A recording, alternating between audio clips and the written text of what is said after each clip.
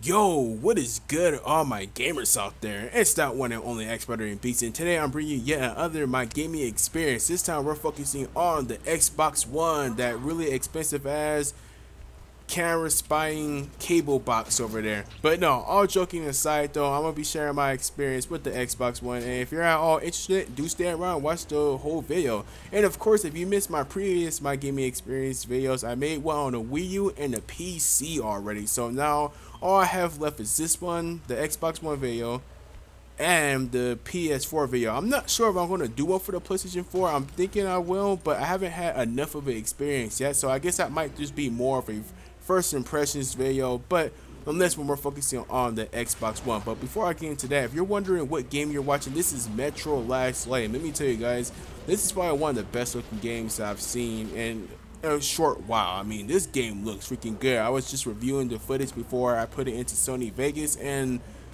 I'm just kind of amazed at how good this game looks. I know Metro Last Night was already an impressive looking game. I'm not sure how it looked on the PlayStation 3, but on the PC it looks freaking good. But it comes at a price. You know, if you have some of the best settings on for it, it can bring PCs to its knees. So you have to kind of turn some stuff off. But even when you do that, the game still looks pretty damn great. And overall, I enjoyed the gameplay for a first-person shooter. It was pretty good gameplay. The story, it had me wondering what was going to happen next, and just the whole atmosphere of the game. I mean, look at this right here. I'm fighting a giant monster, and it looks all foggy outside. Just you see the wind and all sorts of shit going on. Stuff blowing and debris and stuff. So I mean, the atmosphere of this game was actually pretty good, so I recommend the game if you haven't tried it already. Metro Last Light. But anyways, let's get back to the actual topic at hand. My gaming experience with the Xbox One. Now, the crazy thing about the Xbox One was I wasn't originally planning to buy the console. On Black Friday,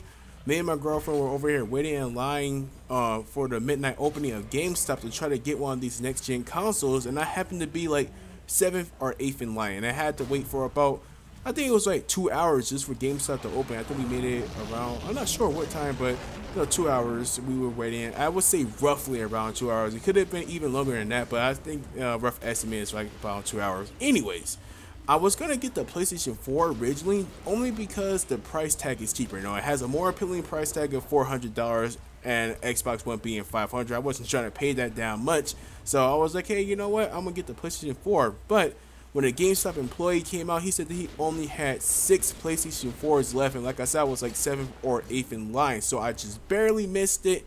And I was like, damn, I'm not coming home empty-handed. I stand in line for a couple hours. I'm not going home empty-handed, so I decided to get the Xbox One. To be honest, I was thinking about getting the Xbox One only because of games like Killer Instinct and Dead Rising. There wasn't really no games with the PlayStation 4 at the time. It just appealed to me, so I was like, you know what?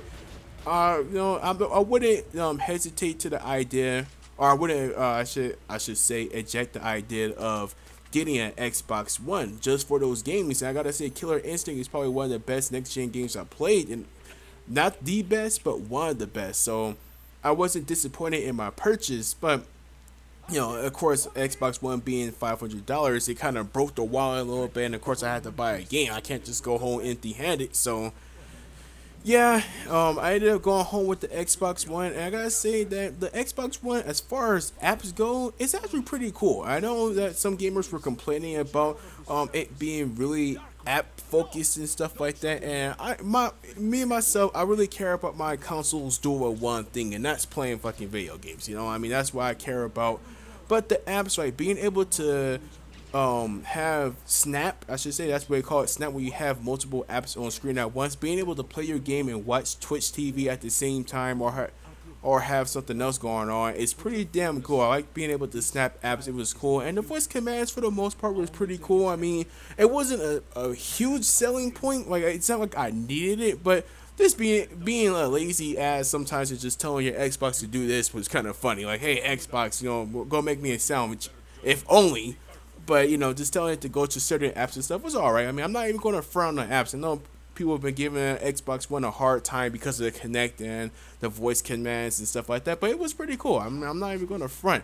Now, as far as the games go, like I said, I had a good time with Killer Instinct. It was one of the best next-gen games I played so far. Killer Instinct made a huge comeback in my opinion. That game was dead since 1995.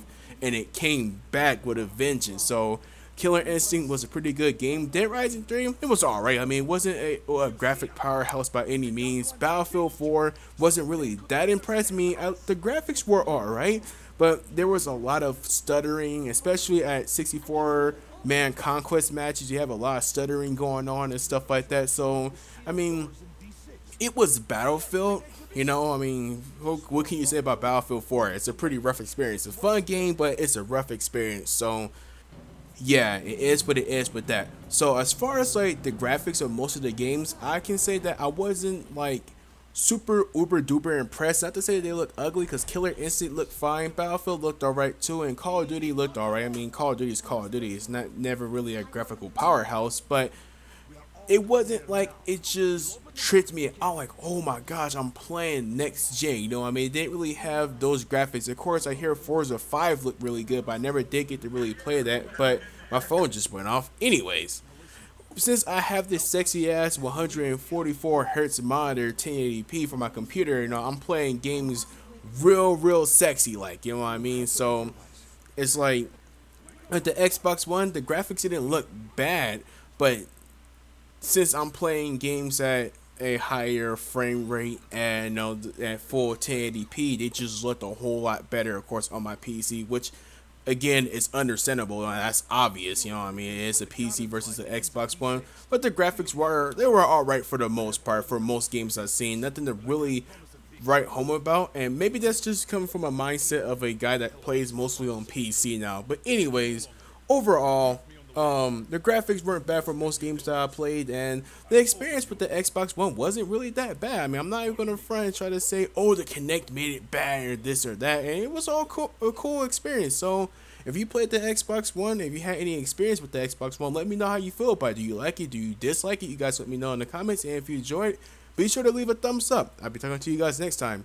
Laters.